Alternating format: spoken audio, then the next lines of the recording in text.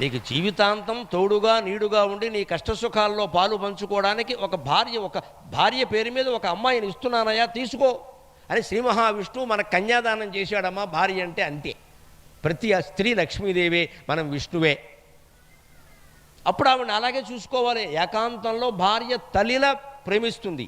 వెంటనే ఏముంటుంది ఇక్కడ, వాడేదో అంటే మీరు బాధపడడం ఏంటండి. భవంత్యేత ప్రియం వదాహ, భర్త ఏ మాట మాట్లాడితే సంతోషిస్తాడో ఆ మాట మాట్లాడతారు. ఆడవాళ్ళకి నమస్కారం చేసి కోరుతున్న ఆ మాటే మాట్లాడాలి. ఒకవేళ వ్యాపారంలో నష్టపోయాడు అనుకో, మనం ఎందులో వేలెట్టినా అంతే,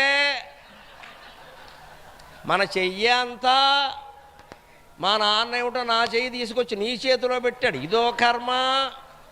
ఇంక వాడు ఏమైపోతాడమ్మా, అట్టయిపోడు అప్పడమైపోడు. అసలే నష్టపోయి వాడు ఏడుస్తుంటే నీ చెయ్యి మంచిది కాదు, నువ్వు ఎందులో పెట్టినా ఇంతే, ఏంటది ఇంక అనడానికి